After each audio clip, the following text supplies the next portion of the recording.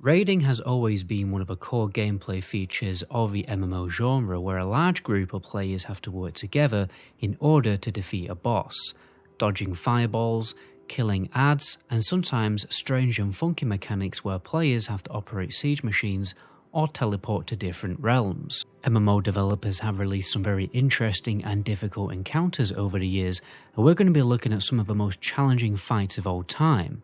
From weird raid fights lasting 30 hours long, bosses so difficult players had to wait for the next expansion before they could even defeat them, epic godly dragons requiring 700 players to defeat, and an interesting MMO that released bosses and raids so difficult it entirely killed its own playbase.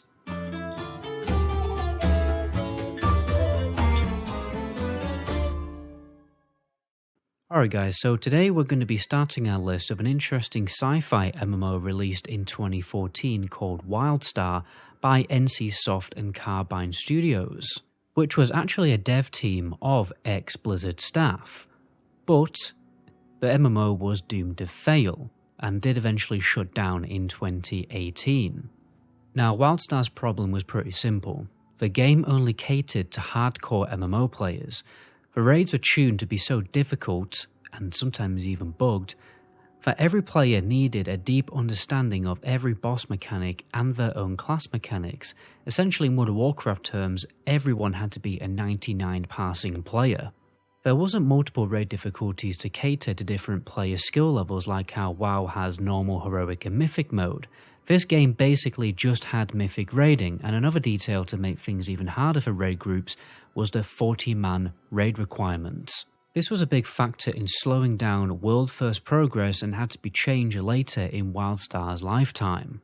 The boss that caused the most difficulty was Avatus, the last boss of a Datascape raid.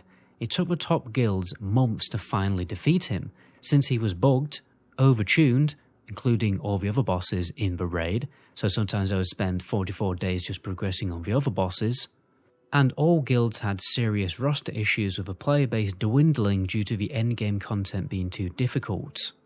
In fact, I found a Reddit post here that gave a good guesstimate that only around 1.3% of a player's population in fact killed the raid boss, based on the old WildStar Progress website. Please be an absolute diamond, press that subscriber button and hit that cheeky notification bell. Now let's move on to Final Fantasy XI, the original Final Fantasy MMO released in 2002. In the game there was a secret super boss, a very iconic feature of Final Fantasy games, a boss that isn't part of the linear progression of a game, but rather an extra side boss stupidly difficult to defeat. Unlocking this boss required an arduous process of many achievement requirements which make the Burning Crusade achievements look faster than a walk to the corner shop for a bottle of milk. In fact, the boss wasn't discovered until 7 months after it was patched into the game, because once you had discovered how to summon the boss, there was RNG involved on whether he would actually summon into the game. Now this boss is probably also the longest boss fight in the history of MMOs because he has a regeneration buff that restores his health. The first raid teams that attempted this boss spent hours just to get him down to 98% health. Then raid teams discovered the benediction mechanic that just healed the boss to full health and wiped the raid. Raid teams had to use exploit in order to even have a good chance of defeating, and they were spending over 30-hour long game sessions on this one boss just to figure out what was going on and what were the mechanics. Eventually this boss was defeated by the raid team doing a little cheeky exploit, and then the boss didn't even drop anything. Because not only was this boss insanely difficult to defeat, the drop rates were also very, very brutal. And then all the exploits began to be hotfixed to make this boss even harder. Eventually the devs had to give a hint to the player base, a strategy players could do to remove the absolute virtues regeneration effect, and then they released a video guide with the devs playing the game, but it still took the devs 18 hours to defeat the boss with the correct strategy. A weird goofy strategy was found by the player base to kill the boss in 30 seconds by using a large amount of Dark Knights equipped with Kraken clubs, but again it was patched. There was only really full legit kills of this boss in 2011, 6 years after it was put into the game when the level cap was raised to level 99. Legion is very commonly regarded as WoW's redemption expansion pack after the downfall of Warlords of Draenor. This expansion definitely had some of the coolest raids in WoW's lifetime, like the Tomb of Sargeras. The last boss of this instant definitely gave the top world first running guilds a lot of grief on Mythic mode. This was back when Method were in their prime getting all of the world first kills, and they wiped 654 times on Kil'jaeden before they eventually downed him. The fight took place on his spaceship and required perfect positioning and timing since there were mechanics to knock players off the spaceship into oblivion. When World First teams were first attempting this boss, they also found that he had a chance to stack abilities that made it impossible for them to defeat the boss on the first few days of a race, until it was patched, because you can't do a soak mechanic and a spread mechanic at the same time. This boss, after the World First race, had to be nerfed dramatically in order to allow the average Mythic raiding guild to even get a chance at defeating him. Lineage 2 is a popular MMO originally released in Korea in 2003 and was the dominant MMO of the region, amassing over 1 million players by 2007. This is an MMO that focused more on huge open world boss battles and PvP. Boss battles requiring over hundreds and hundreds of players to actually have a chance at defeating the bosses. Like the Dragon Antherus, the first epic raid boss battle released in the first chronicle of Lineage 2. Now, the problem with these world bosses was 1. Open world PvP preventing people from actually having a good attempt. Secondly, insane lag. When doing further research into the original first kills of this boss, there were over 700 players trying to take him down, and unfortunately all footage I found is in 240p with about 5 FPS. Even to this day, the boss hasn't been defeated on certain servers because the difficulty here is just finding enough players in the first place to have a chance to take him down. EverQuest is a really old MMO released in 1999, one of the first MMOs that had instanced raid and dungeons. Most MMOs of the time focused on open world content. EverQuest was one of the MMOs that began the concept of a raid, although they were called expeditions back then, and there were many difficult raid boss encounters, but the one that stands out the most is Tunat, inside the Tak the Seat of the Slayer expedition. This came along with the 7th expansion set for EverQuest, the Gates of Discord, and was the last instance of the expansion. But the funny thing is about this boss is it wasn't defeated until the following expansion was released, the Omens of War expansion. Weirdly, the Gates of Discord expansion was originally planned to have an increased level cap because this was tested on the beta back in 2004, but then the expansion just didn't release with a level cap for some reason. So most of the bosses in this expansion were extremely difficult. I mean, imagine trying to do raids in Wrath of the Lich King Classic at level 70. Phase 1 of this fight is the fake phase where a couple of ads spawn that you have to deal with, and it's fairly easy, but then things start getting a bit spicy in phase 2, because at every 10% drop to his health pool, he will mimic all of the other bosses from the rest of the raid. So it's like fighting 9 different raid bosses in one boss. When he drops to 20%, he will go back to his original form but pump out insane damage that players back in the day just simply could not heal through. Until, rather hilarious, the next expansion came out. Now, The Elder Scrolls Online does raids fairly differently by opting for smaller group sizes compared to other MMOs. I imagine ESO players have a much easier time making raid groups than WoW players because the max raid size is 12 players. These raids are called trials. One of the hardest trials of all time was the Maw of Lorkhaj, released with the Thieves Guild DLC.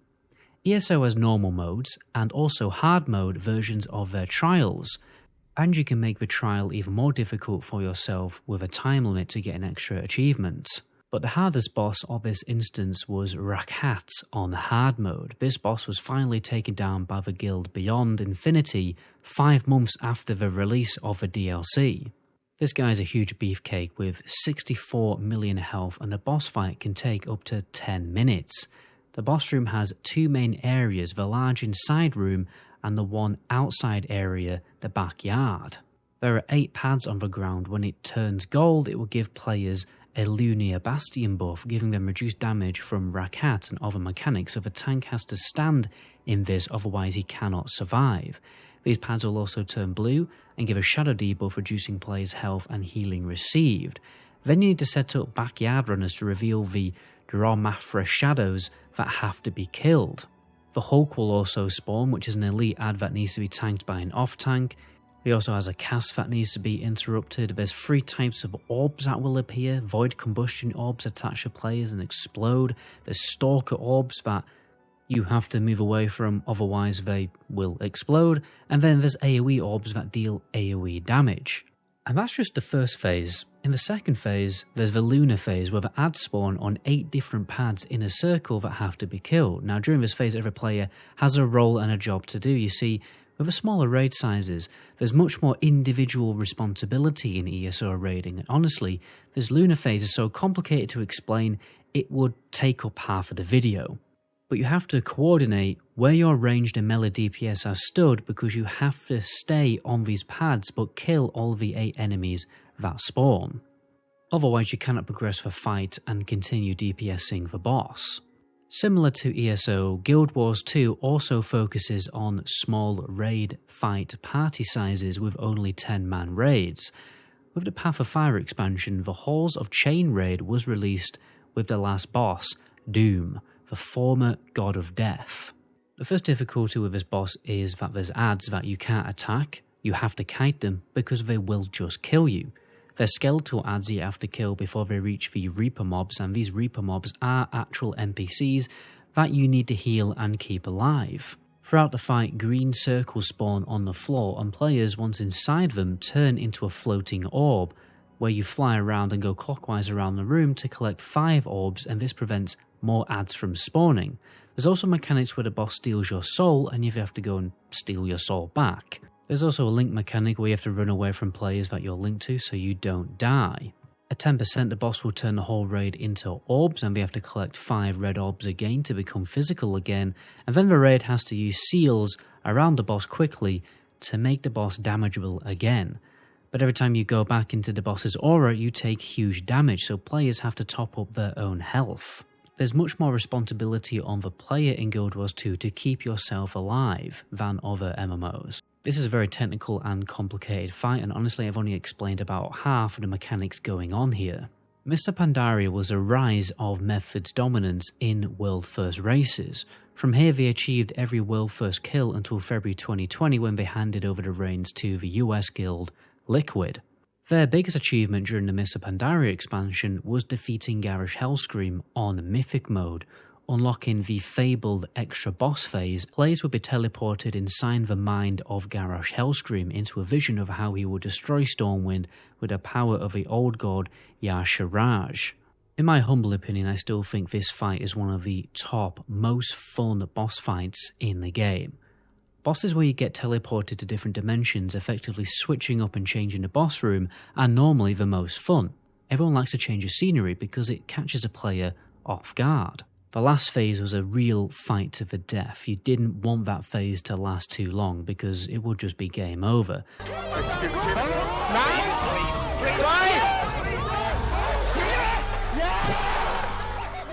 There's so much damage being inflicted on the raid constantly, with huge iron stars to dodge, fireballs falling from the sky, and big swirly purple circle things. These people who say that Classic is over with Wrath are definitely forgetting just how good the story was in expansions like Mr. Pandaria, which was actually rather surprising, and just how good the raid encounters were, especially in the Siege of Orgrimmar raid. Final Fantasy XIV is an MMO on the rise. Apparently, according to log data, there's as much people raiding in Final Fantasy now than retail World of Warcraft. But today we're going to go back to 2015 to the Heaven's Ward expansion to look at the Alexander raid, a mechanical fortress with 12 different bosses. In particular, the burden of the Father encounter from the first wing of the raid called Alexander Gordias that took World First runners a whole month to finally complete.